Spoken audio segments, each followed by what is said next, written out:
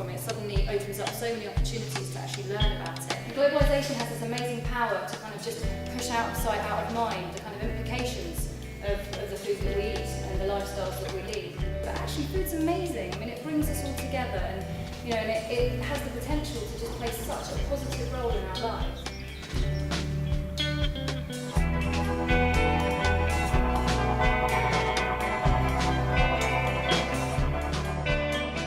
Where do I do my food shopping? Tesco. Usually Sainsbury's or Waitrose. Tesco's, Sainsbury's, Waitrose. Usually the supermarket. Wherever's closest to where I am, so whatever supermarket's closest. All that the supermarkets really care about the food is that you can hurl it at the wall and it's not going to tear a bump. It's jolly good at standing up to a journey, and it will last. And that is what counts, rather than whether it's full of vitamins, whether it tastes great, and whether it's wonderful. My name's Miranda Broadwood. I've been working with my mother growing organic vegetables. I've been with the company since the year 2000, but my mother started this enterprise in 1996. Well, we grow over 60 varieties of fruit, vegetable and herb. We've always had this land in the family since 1939. We know it's never been contaminated by fungicides or pesticides, and my mother's always enjoyed gardening, as did my grandmother when she first bought the property in 1939. The rotation is quicker in the tunnels because we've only got 3 tunnels, but we'll have tomatoes in tunnel A one year and then tunnel B the next year and tunnel C the following year. And then the other major summer tunnel crops are aubergines, peppers and cucumbers. And we try and sort of grow the strange and wonderful that you can't even get in the wholesalers, so things like horseradish. We've got a few horseradish plants down the field. And we don't get a lot of demand for it, but you just cannot buy organic horseradish. So if you want to buy it, we can supply it, but it's not something that you'd get anywhere. So things like we've just got a mulberry tree that we're going to pop into our fruit cage as well, because mulberries aren't something that you see, even non-organic mulberries you don't see. So we thought it'd be a bit of fun.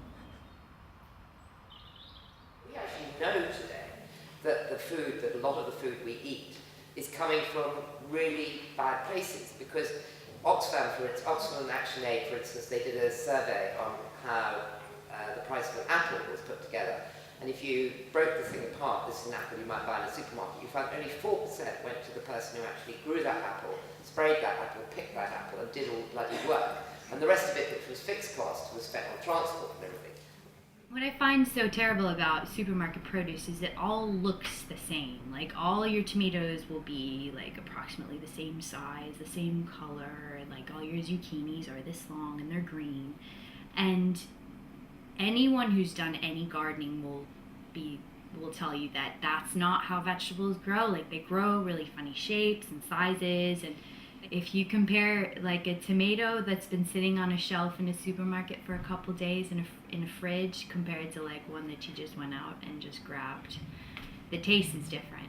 For example, the tomatoes that I was growing in my garden last year included yellow ones, big ones that look like pumpkins. This year I'm growing purple ones. I grew red and green striped tomatoes called Tigerella. There's a huge variety. This year I think we're growing like 15 different kinds of squash. So that one kind of green zucchini that you get in the supermarket, we're growing 15 different kinds of one vegetable, supposedly, that looks one way in Sainsbury's. Whereas, you can't really find that in a supermarket, and I think that's quite sad. So it tastes better, it's better for you, and it looks cool. The non-organic procedures also have an impact on the local wildlife and things. I mean, we were quite lucky because it had never been intensively farmed here. So all the local beetles and ladybirds and hoverflies were here, whereas a farmer converting to organic now, if he's been intensively chemically farming, a lot of the natural animals that help eat the bugs and pests they've also been killed by the pesticides in the past, and so it takes a while to build up the population again. The sheer absurdity of the way that food is distributed between supermarket chains is ridiculous. Why is this happening? Like, why does the food go from one corner of England all the way up to the north to a packing plant, and then all the way back down to the south again to be sold in a supermarket, 50 miles away from where it was grown? Well, it's all economics. It's all because it's profitable.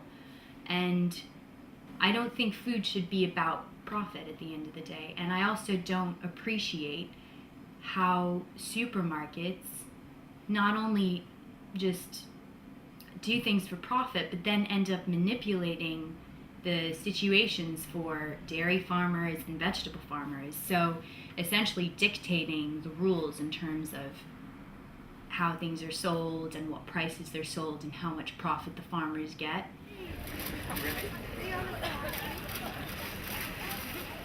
Farmers markets, we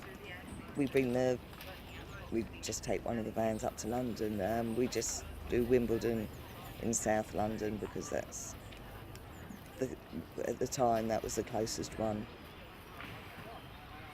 Well, the distribution is either by delivery or the customers can come and collect them from the farm if they want to. We find having the box scheme in the markets works quite well in harmony with each other. If we've got too much of something, then it goes into the boxes, and if it's something that's not done so well, then we reserve that for the market, unless it's been ordered by a special order customer. And if it's not fit for sale, then I cook it. So we sort of rotate things around like that and try and minimise waste as much as possible. Organic vegetables are more expensive just partly because of the amount of time and labour involved, or extra time and labour involved out in the field, but also from an administration point of view. We have to keep records of whether we've harvested the goods, how much we've harvested, or if we've bought in, where we've bought it in from, records that they are a sort of certified organic wholesaler or certified organic producer, because we do buy from other producers.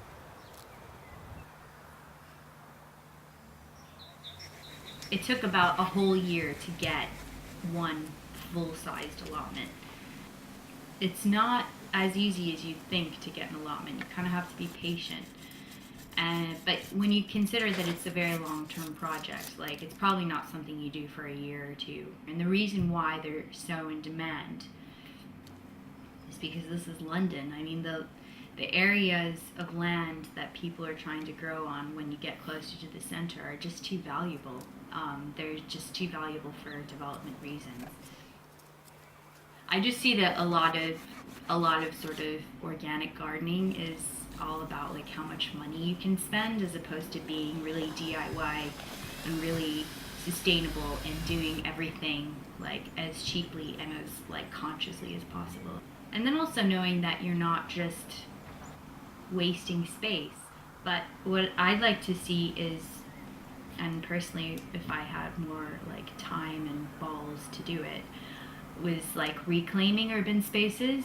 There's so much land out there that's not used that could so easily be used for growing stuff. And when you consider, like, you go to a park and you see trees, like, that's great. Trees are great. I love trees. Why not throw in an apple tree once in a while, or a pear tree, or a plum tree, or a couple raspberry bushes? I mean, landscaping can be edible.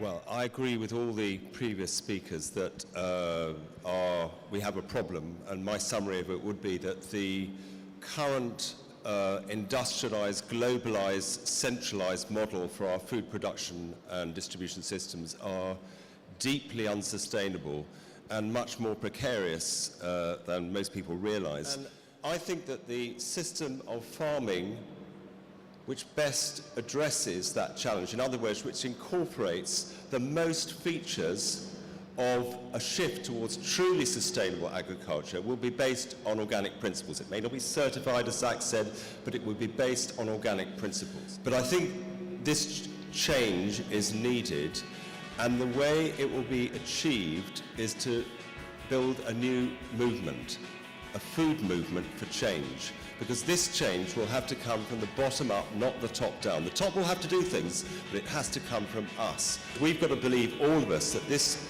new movement and the features of the new food system that we can build will actually improve our quality of life and be more fulfilling than what the current model which we replace it with. And I think we should aspire to making allotments a big part of our national culture again.